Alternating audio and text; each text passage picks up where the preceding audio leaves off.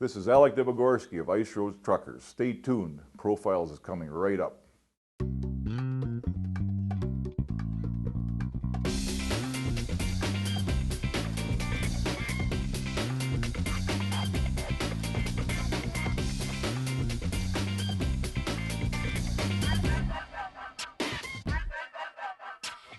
Welcome to Profiles. I'm Marley Hall. Today's guest is Alex Debogorski, one of the stars of the popular TV series Ice Road Truckers.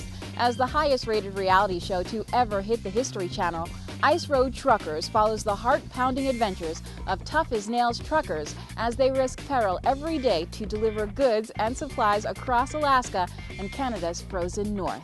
After a short break, we'll join our host Mickey Burns as he welcomes Alex Debogorski to Profiles.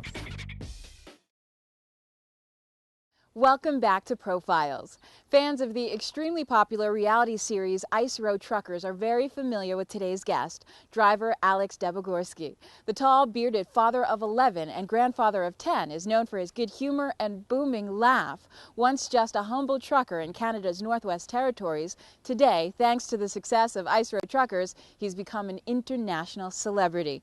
So let's join our host, Mickey Burns, on location from the Hotel Wales on the Upper East Side of Manhattan as he welcomes reality star Alex Debogorski to Profiles. And in his third season, he faced his greatest challenge, Alaska's Dalton Highway. Don't stop! Jeez, this woman's insane. He's an entrepreneur. You know, I run heavy equipment and I do landscaping and I'll do whatever it takes to make a dollar. A devout Christian. Lord, go with me. And a family man. Dad, you're home! But first and foremost, The excitement is starting this morning already. Alex is an Ice Road Trucker. Alex Debogorski, welcome to our show Profiles. Thank you very much. You looking good? So far, so good. And welcome to New York, Thank you. because you are one of the stars of the History Channel's #1 show, the massively popular TV series Ice Road Truckers.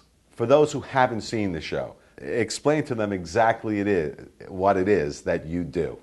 Well, in the wintertime, I drive semis across the ice, across the frozen tundra, you know, across the roads, northern roads of Alaska to the North Slope up in the Arctic to where the tree line ends, and off into the tundra I go, delivering every kind of goods to industrial centers, oil rigs, native communities, diamond mines, and such.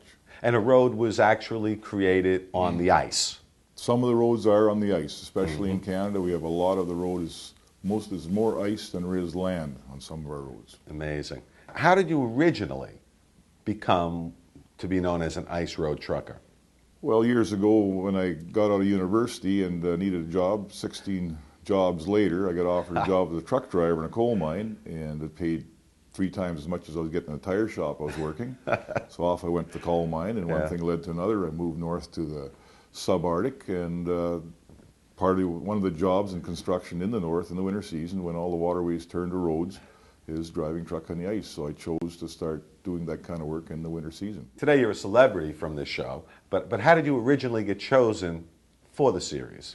History Channel, I think, ran a 1-hour documentary. We have many TV crews show up from various countries in the world, China, Europe, Germany, you name it. On the road, they tend to get in our way when we're working up there. But they're fascinated by what you do. Yeah, these people have never seen that. And Yes. I think History Channel ran one of these documentaries, and it was very popular, so they got original productions to come up, find a company, and then they went looking for characters. And in my community and in a large section of Western Canada, I'm known as a character. We have 11 children, 10 grandchildren. Yeah, I want to talk about that in a bit too. Now, I'm a fan of the show, often watch it. And my question is driving a loaded truck over a frozen lake as scary as it looks on television? Initially, the first couple times I did it was extremely scary. Depending on where we work, especially for the big companies, sure. It's very regulated. But it's a little more dangerous when you're in the time of building the road, before all the big trucks come and you have to take the snow off, the thin ice, so that because the snow insulates the ice, then you're on very thin ice most times, 16 inches maybe. Wow. I've often wondered, if your truck, and I'm sure this is one of your greatest fears, goes through the ice, what are your chances of survival? Chances are very good. Are they? You generally lose more equipment than you do lives. We've probably lost in northern Canada something in the vicinity of 50 men over 35 or 40 years. But we've probably lost triple that, or maybe like sometime a lot of the equipment gets recovered. Sometimes there's still quite a bit of equipment sitting when it goes into deep water. It tends to be left there, especially in the olden days. There's still some antique stuff sitting out. Wow, wow. Now, I'm sure going through the ice is your number one concern, but what other dangers are you aware of and have to be concerned with? Speed limit, Really? driving a proper speed. As we travel the ice is elastic. So as the vehicle moves over the ice, it bends underneath your vehicle.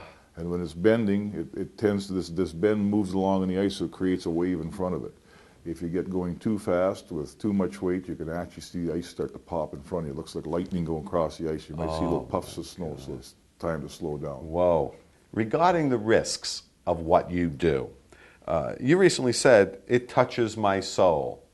Do you remember saying that? Well, it does. When you do incur enough fear. Yeah, I guess it would. I'm sure you've had the occasion in life where you could probably say that fear has touched your soul. Now I understand what you meant. Now, as I mentioned at the top, Ice Road Truckers is the History Channel's #1 show. Why do you think it's so popular? I think it's probably the reality end of it. I mean, there's a little bit of history. The idea is, I think it appeals to people that, well, literally, we do make history every day. I mean, yeah. Because every day what we do, a week from now, is history. 10 years, 100 years from now, you're going to look back to 20,000 Tennessee. Boy, those guys used to do that. Very good, very good. So that's a two thing, and Yeah. and a lot, and the mix. It's a character-driven documentary. So you have the documentary part, which shows an area of the world that many people are fascinated with. Yeah. The Northwest Territories is twice as big as Texas. We have 40,000 people. Half of us are Aboriginal, Sure. and half of us live in Yellowknife. There's very few people in this huge land that's open. And the animals, the sunsets. There's many interesting things about it. That's one thing that touches. And then, of course, they choose a mix of people that attract because of the interplay between us. Right, right. Is it true, because contrary to what you would believe, that the colder it gets is not necessarily the safest time on the ice? Correct. The colder it gets, the more brittle the ice gets. And it'll build ice quickly. It may not necessarily build really good ice. Wow. So the ideal temperature is probably around 15 below, 21 below Celsius, 15 below Fahrenheit. So 30 or 40 below might be dangerous. That's right. If you've got a heavy load and the weight of the load is getting close to what the ice will handle, it has happened where substantially, 30 inches of ice is given away and a truck has gone through. And I also read that nighttime is the easiest time on the ice road. Why is that? Well, generally, it's, the contrast with the lights and the shadow and your snow banks and you see where you are. On our road in northern Alaska, they tend to have delineators. They have, like basically a stick on each side of the road Sure. with a reflector on it, which is interesting because the one side's a yellow reflector and the other side's a white reflector. So if you go in the ditch and the wrong reflector passes you on the passenger side or the driver's side, you've gone into the snowbank. Okay. When I watch a show, I often say to myself, boy, that must be lonely out there. How do you overcome the loneliness, especially at night, when a lot of times you're running all night? We have a lot of jobs, like trucking in general, a lot of heavy equipment Yeah. operator. We tend to spend a lot of time by ourselves. Yeah. Most of us enjoy our own company. Yeah. I never thought of it that way. You must.